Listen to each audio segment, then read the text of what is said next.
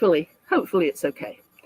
Anyway, what I wanted to, as I mentioned before, what I wanted to deal with today was the lies that we have heard from the McCanns regarding that holiday, which wasn't much of a holiday.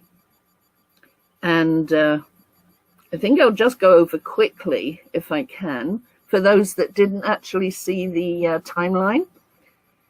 And forgive me, this is going to be from memory, so I'll have to think a little bit. They arrived on the Saturday. Now, at that point, I absolutely believe everything was fine. I don't think there was any planning of anything. I think they were absolutely fine. And the holiday was a go. On the Sunday, everything again seemed fine. They apparently went to the pool and everything followed through. Monday was a really curious day because we didn't get a lot of information about Monday. And what I'm telling you is based on the statements from the Tapas 7 and Jerry and Kate. And we didn't hear a lot about what happened Monday, and that was very curious in itself. But it could just be that it was a middle day. However, what happened on Tuesday morning was so many issues and discrepancies that came to light for me anyway. And it went through the whole day. So what that told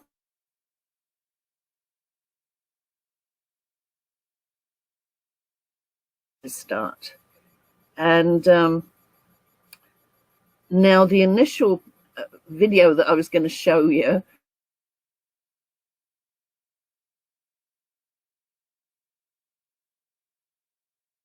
many other countries.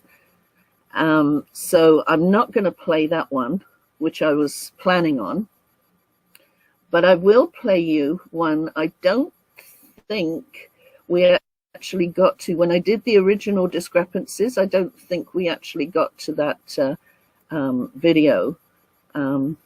Forgive me if I'm wrong, but it was regarding, let me check on my little notepad here.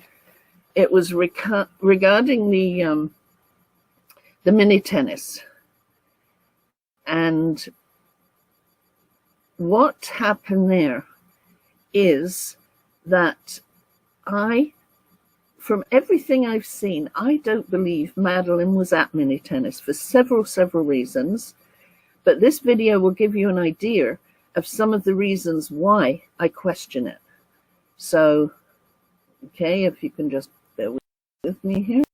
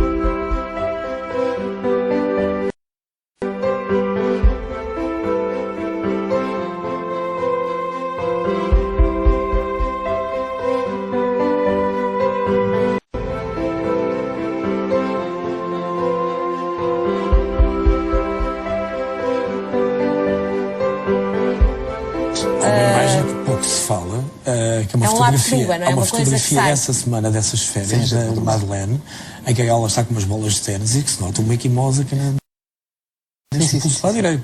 E isso passou por cima, a senhora terá dito até que seria, mais do que aquilo que disse. Que seria uma queimadura solar. Nunca tinha ouvido falar nisso. Mas existe. Está bem, mas diga-me lá, sabe mais, tem mais informações do que aquelas que... Neste momento tem, na altura já Sim, estava no processo e... Portanto, sabe mais do que aquilo que já revelou, quer no documentário, quer muito mais.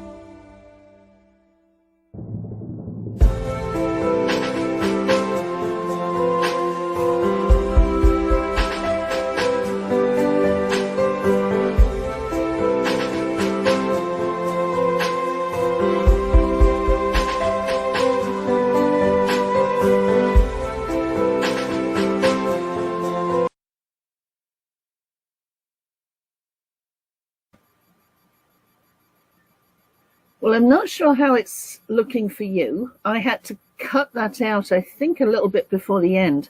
And that's partly because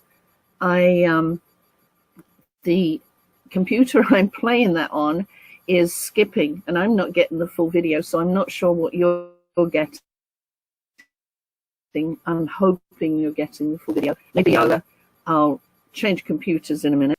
But for now, did you notice how many questions there are regarding that tennis? Rachel says one thing, Kate says another, Jane says another. And in actual fact, Georgina, I thought my first, okay, let me go back to once we had all the files. When I looked at it, I didn't think something happened on Thursday. I thought probably something happened on Wednesday. And then when I looked at the tennis coach saying that she saw Madeline, what I understood she said, or what I thought she said, was that she saw Madeline on the Tuesday. So I thought, well, nothing could have happened to Madeline on the Tuesday if the tennis coach saw her. However, a few years down the road, when I actually scrutinized all the statements of everyone that had seen Madeline, I realized she didn't actually say she didn't see Madeline. She said that, or that she saw Madeline. She said she was in a group of children. Now, that doesn't, to me, prove that she saw her. So yeah, there's lots of questions starting Tuesday morning, and it's because of that I, looking at the rest of the week and all the discrepancies, that's why I came to the possible conclusion that something happened to Madeline before the Tuesday. And there was other issues, several other issues, the crying on the Tuesday night with Mrs. Fenn. Mrs. Fenn heard crying on the Tuesday night, and maybe I'll try and play you that video. Forgive me if something happens and you don't see it right. Let me know. Okay, thank you.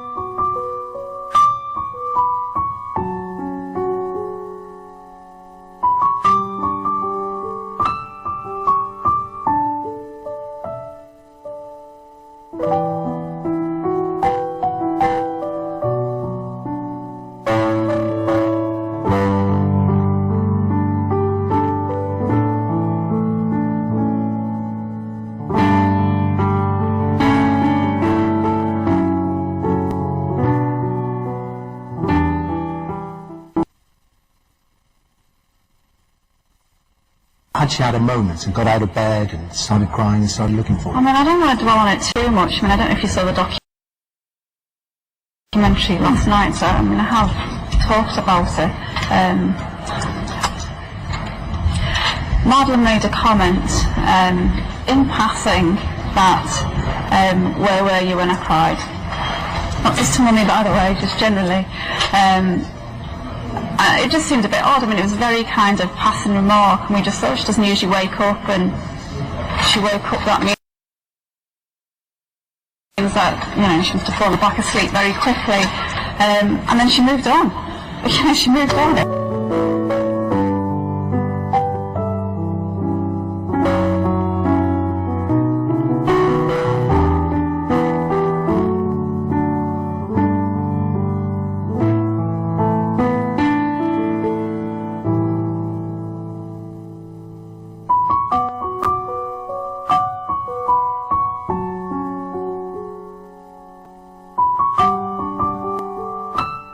If Madeline hadn't been abducted, we'd never have thought of that comment again.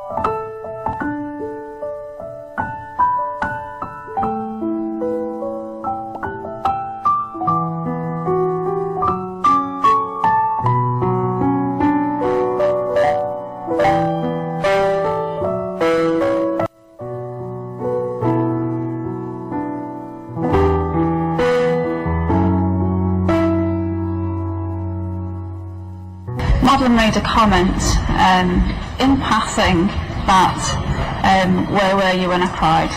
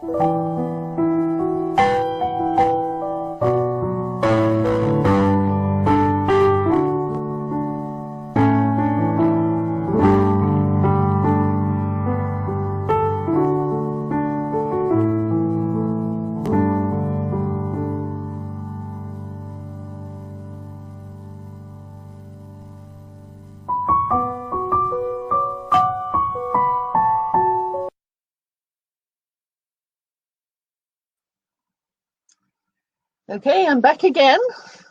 I got changed in the meanwhile. Hopefully this will work a little bit better than the other one. So from that video, did you manage to see, there are two parts. I'm not going to play the second part for now. That there was an issue that on the May the 4th, Jerry and Kate both said it was the twins that were crying. And Kate wasn't, well, she may have been interviewed on the 10th. We don't know about that for sure, but certainly there's nothing in the files. But on the 10th, Jerry changed it to, I think it was Madeline and Sean. Now, that's one thing, but what I discovered was that supposedly Kate told Rachel and Jane on the Thursday night what had happened about the crying. Now, on the Friday morning when Kate was interviewed, she said it was the twins that were crying. So you would expect her to have told Rachel and Jane that the twins were crying. But in their interviews, they claimed that it was Madeline and Sean that were crying. Now, that told me, or suggested to me, that nothing was actually said on the Thursday, and they took on the details that were changed on the 10th. I'm not sure if you get me. I hope you can understand that. But yeah, there was definitely some question about that. And we have there's actually 3 crying incidences. But for now, I think I've got, I started adding so many things that I don't know even if I'll have time to get through them all. But anyway, let's try. So now I'm going to do it in order. Now they're all random, not because I chose them to be random, but they're all different topics because there are issues with all the different topics in the case. Now, in this case, this is a video of Gonzalo Amaral explaining about the pink blanket. So what happened is that there was a pink blanket that was supposedly Madeline's special blanket. In the forensic photos taken after the supposed abduction, the blanket was there. After that, nobody knew where this blanket had gone. I question the fact that if it was Madeline's special blanket, if it was Madeline's blanket, they took it on holiday because it was special to her. You know, you don't just take any blanket. You know, it's. I'm thinking it had to be special to her. Now it disappeared. Now, if something happened to Madeline, you'd think that they'd take that blanket and use it. And that's what may have happened. And I believe that's what the police believe happened too, because the blanket was nowhere to be seen. Here's Gonzalo Amaral explaining it. I hope you can understand the text under the video. De facto, quem vê com atenção este comentário e quem viu a entrevista ao Ofra, há ali uma coisa gravíssima. Fala-se de um cobertor e do cobertor dela da menina. E a questão é esta, o cobertor ficou para trás, está fotografado, se é este o cobertor, está fotografado, que é uma manta com que a menina usava, como aquelas crianças daquela idade dormem, com essa manta, tem mais apego à manta do que ao próprio boneco. Isso ficou para trás. Ficou para trás como? Não ficou no apartamento, está fotografado. Agora, como é que se fala ao fim de 2 anos que de um cobertor deve? Gravíssimo, pode nos levar a outra.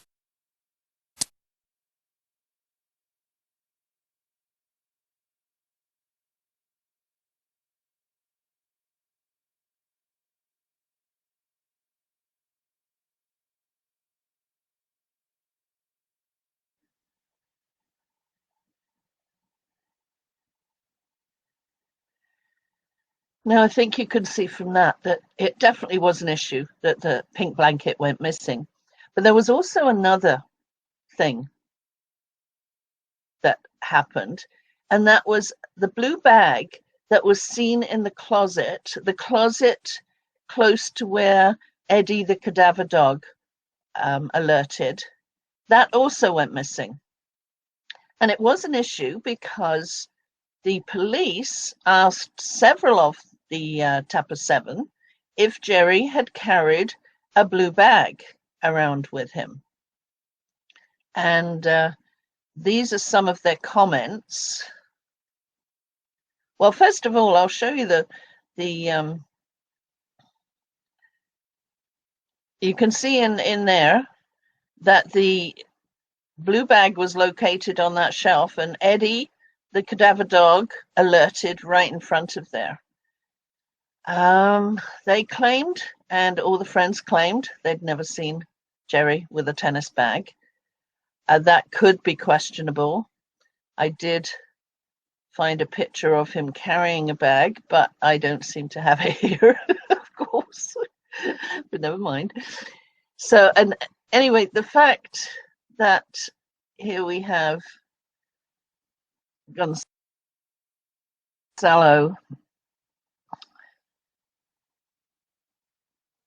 The issue with the bag is the following.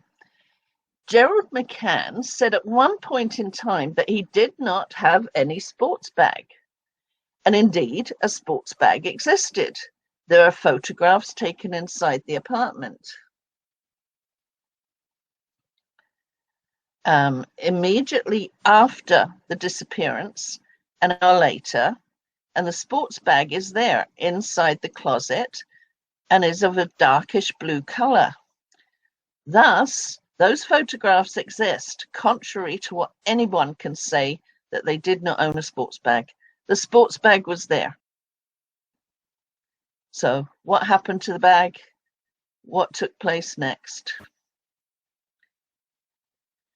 So here we have a pink blanket, which was obviously something that was important to Madeline, and a blue bag, which is questionable as to its use.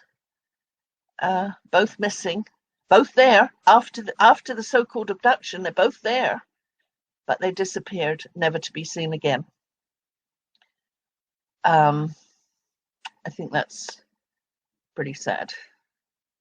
You know, when you think about, and here is some of the comments.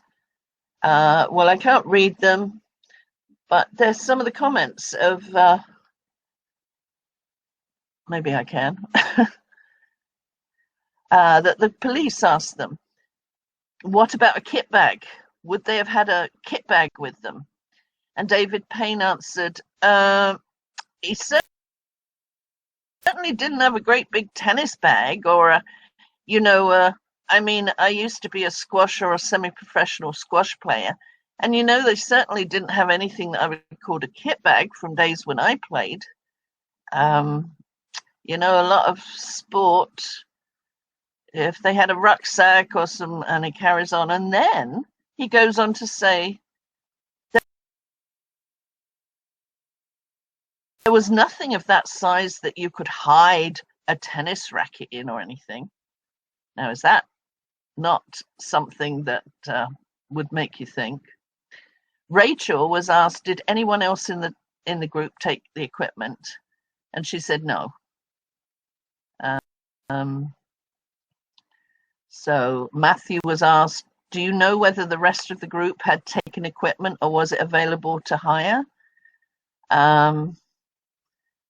And he just answered, it's available to hire. I mean, definitely. I'm not sure if Jerry and Kate, I think everyone else didn't take tennis kit and hired it, and they both carry on. I think David Payne's comment, there was nothing of that size that you could hide a tennis racket in. Now, who would hide a tennis racket? Or is this one of those comments that is very telling? I think so. So That's the blue bag and the pink blanket covered. What I want to go to next is what I can see come up next, and that is now I think I've played this before, but I do want to play it again because it's very telling. It's something we don't know. It's not in the files, but it has been suggested. And remember, the files do not contain everything. We know that. We know for a fact the files do not contain every detail. So this is just a questionable issue that Mrs. Fenn had, call it gossip, call it a possibility, call it a fact, who knows? But this is what Mrs. Fenn's hairdresser had to say about whether or not on the Tuesday evening they left them all awake, didn't they? Because on the Tuesday, there's a lady who lives above, she comes in here to have hair done, and she's saying that Madeline was crying on a Tuesday. So on 10 o'clock, until 12 and I came in. What? And they not come to see? They were down at Chaplin's. In the Chaplin? Yeah. Not in the another restaurant? Not on the Tuesday. Well, yeah, it's possible they were at Chaplin's on the Tuesday. It's the kind of information I like to just retain. And, you know, if anything crops up, it's just a possibility. It's certainly, don't take it as fact, don't take it as anything in the files. There is nothing, but it's something to listen to. Also, we know that Jerry and Kate deny watching their kids every 15 minutes. They totally denied it and said, oh no, it was every half an hour. Well, that's kind of odd that a parent would not just go along and say, yeah, we checked on them often. But the waiters tell us something different, that it wasn't even every half an hour. So this is from one of the waiters again. It's a quote. It's not from the files, but it is a quote, and I think it's something worth noting.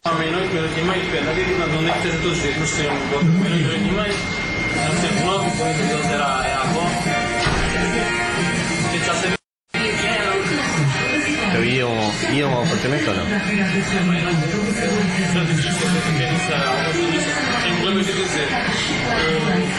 Eles não iam ao dizer no final que era meia hora, os 46 minutos, pá, meia hora não ia ter. So according to the waiters, the times that they claimed that they got up did not fit with what was claimed. And if you take into consideration that the possibility, I consider it a likelihood, but possibility that something happened to Madeline early in the week, then we wouldn't be looking at the McCanns checking every 15, 30 minutes or even every 45 minutes. The point is that I believe that the children were looked after. They if we look at Thursday night, then as far as so many of us, as well as the police, believe, Madeline was dead. And so that wasn't an issue about leaving Madeline or, you know, whether it was neglect. And actually, that's the issue that really gets to me, because as much as it's something that the McCanns have allowed, it's a mantra that they have not allowed anything negative in any of the media, but they do allow for the media to claim that they left the children alone and were drinking over in the Tapas bar. Think about it. Why would they want that known, that they left the children alone? Jerry went out of his way on Tuesday morning to tell Jez Wilkins that they were leaving the children alone. In fact, I think he told him a couple of times that they made a booking and claimed in the booking, on the booking sheet, that they wanted to have every night at the Tapas because they were leaving the children alone. Kate tells us this in her book, and we also do have a screenshot of where it says that. And of course the McCanns claim, well, this is why she was abducted, because somebody came in and saw this. I think it was all just contrived, sadly. And so the other issue actually that a lot of people are not familiar with, and I don't have the video, but that's okay, is that Gonzalo Amaral claims that nobody went to see the children via the front, except maybe the Paynes. If they went, they had a monitor, so maybe they didn't go. But as far as Jane Tanner and Russell O'Brien, Matthew and Rachel and the McCanns, he claims they all went through the back patio doors.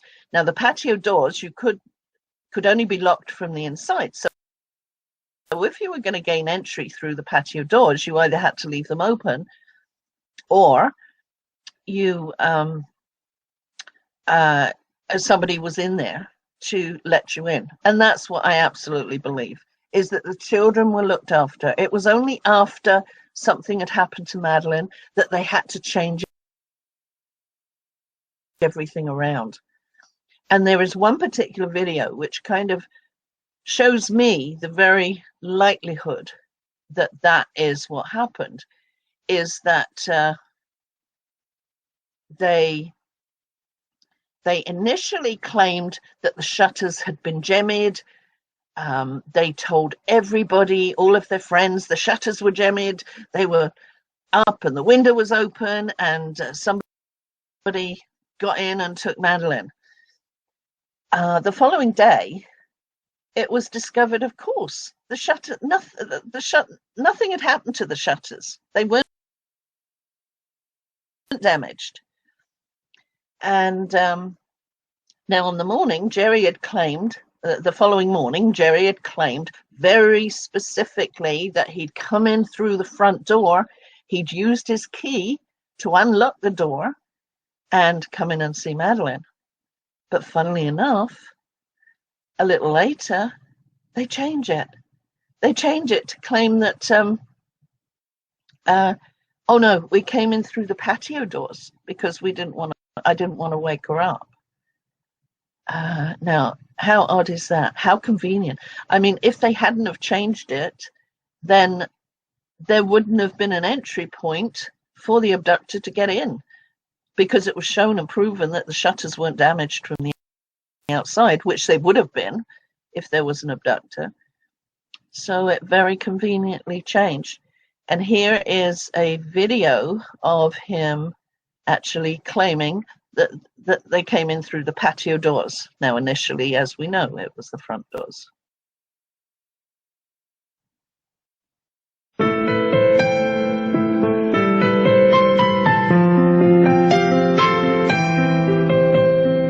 And part of the reason we ended up coming through the back was the noise coming through the front door. You don't want to disturb them. It's stupid now, but...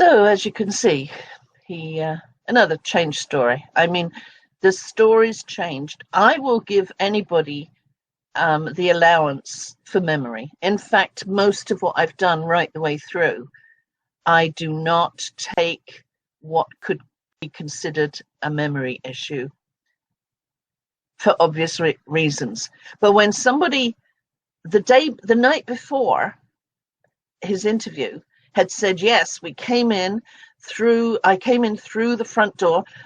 He specifically said he unlocked it with a key. And that was, 12 hours or whatever later.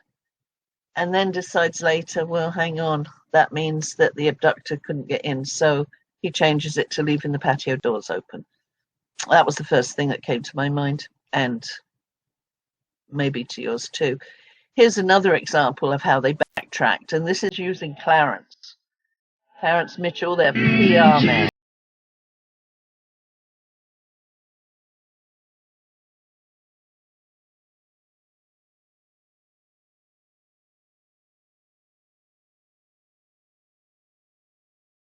The Kate and Jerry are firmly of the view that somebody got into the apartment and took Madeleine out of the window as their means of escape.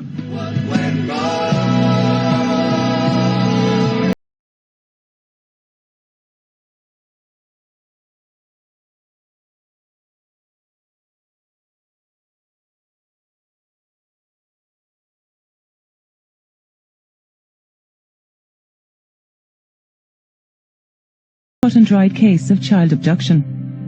They were just, watching the hotel room and going back every half hour, and the shutters have been broken open, and they've gone into the room and taken Madeleine.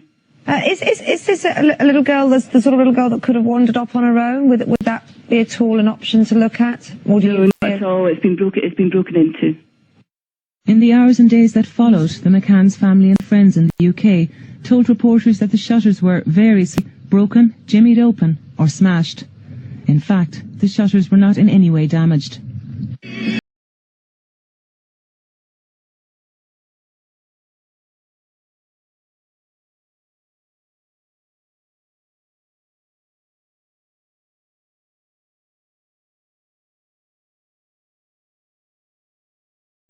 There was no evidence of a break-in. But I'm not going to go into the detail. I can tell you off camera, but I'm not going to go into the detail on camera. But everything I've said, everything that's I'm not going to get into the so we'll stop. But essential to say that the Kate and Jerry are firmly of the view that somebody got into the apartment and took Madeleine out of the window as their means of escape. And to do that, they did not necessarily have to tamper with anything. They got out of the window.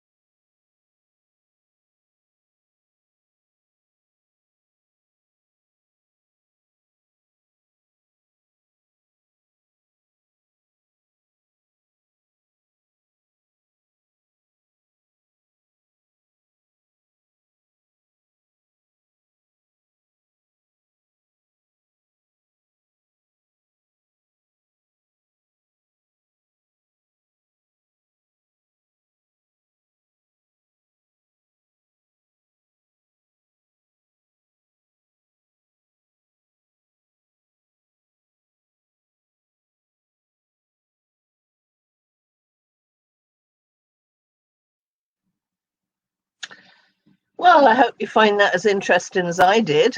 Talk about backtracking. Oh, we've got Shirley's arrived. Hi, Shirley. Hi, sorry I'm late. Oh, you're not late. Kind of am, but yeah, I'm here. Okay, lovely to see you, but you're not late.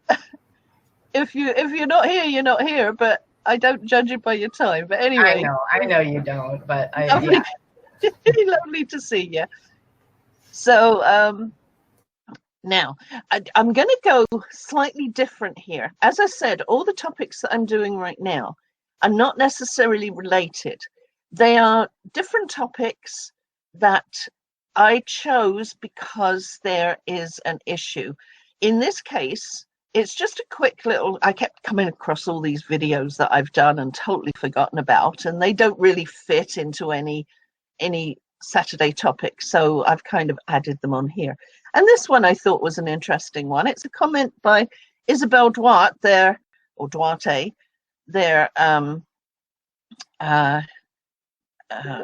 lawyer in Portugal. I nearly forgot where I was there. Okay.